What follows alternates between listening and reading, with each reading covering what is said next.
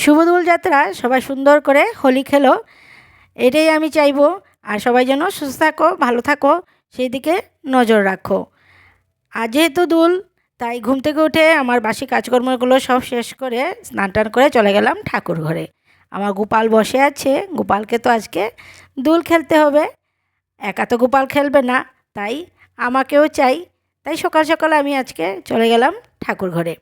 আমি স্নান টান করে পুজো দিতে গেলাম, আমার হাজব্যান্ডও এদিকে স্নান টান করে এসে পড়েছে।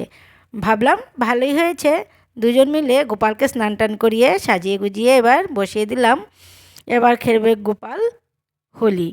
সুন্দর সুন্দর ফুল আনা হয়েছে গোপালের জন্য। আর তারপর গোপালকে সাজিয়ে গুজিয়ে আমরা দুজনে গোপালের সাথে হোলি খেলে নিলাম। গোপালকে দেখতে তো আজকে খুবই বেশি সুন্দর লাগছে। আর এইদিকে আমার হাজব্যান্ড বাজার থেকে ফল মিষ্টি এনে নিয়েছে। আর এবার গোপালকে আরতি দিয়ে আমি আজকের গোপালের পুজোটা সকালবেলাই সেরে নিলাম। সকাল সকাল পুজো দিয়ে দিলে তাহলে গোপাল সারাদিন রং মেখে বসে থাকতে পারবে। দোল উৎসবটা শুধু গোপালের প্রিয় না, আমাদের সবারই প্রিয়। কখন যে ফাল্গুন মাস আসবে, বসন্তকাল আসবে, আর কখন যে হোলি আসবে, এটা আমরা সবাই মনে মনে ভাবি। তাহলে এইভাবে আমি আজকের সকালের পুজোটা সেরে নিলাম। আর এদিকে আমার শিব বাবাকেও আমি স্নান টান করিয়ে বসিয়ে দিয়েছি। সব পুজো টুজো ব্যবস্থা আমার হয়ে গেছে, এবার পুজো প্রায় আমার শেষ হয়ে আসলো। আর এদিকে সকালবেলা আমি একটু সিদ্ধ ভাত করে রেখে গেছিলাম, কারণ 10টা বাজলে তো সবারই একটু খাওয়া দাওয়ারের সময় এসে পড়ে। আমার হাজব্যান্ডও যাবে অফিসে, তাই আমি যদি ঠাকুর ঘরে চলে যাই তো অনেকটা সময় লাগবে ঠাকুর ঘরে। তাই সকালে একটু ভাত আমি করে রেখে গেছিলাম। আর দুদিনের জন্য মেয়েদের এক্সামও নেই, দুদিনের জন্য বন্ধ, তাই একটু নিশ্চিন্ত মনে পুজোটা করে নিতে পারলাম।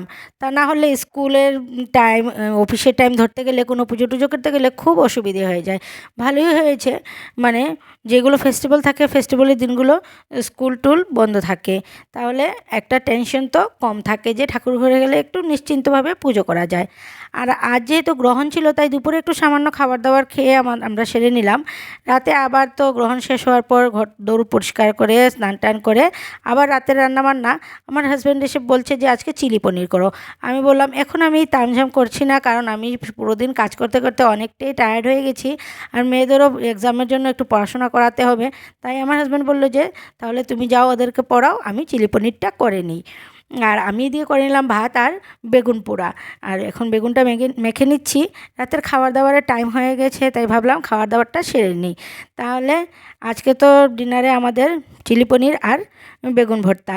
আর পনিরটা সত্যিই খুব ভালো হয়েছিল। আমার হাজব্যান্ড এমনিতে রান্নাবান্না করে না বা তেমনভাবে পারে না, কিন্তু যখনই করে ভালোই করে। খেয়ে তো দেখলাম যে না, ভালোই হয়েছে। তাহলে আজকের মতন এইটুকুই, টাটা বাই বাই, দেখা হচ্ছে নেক্সট ব্লগে।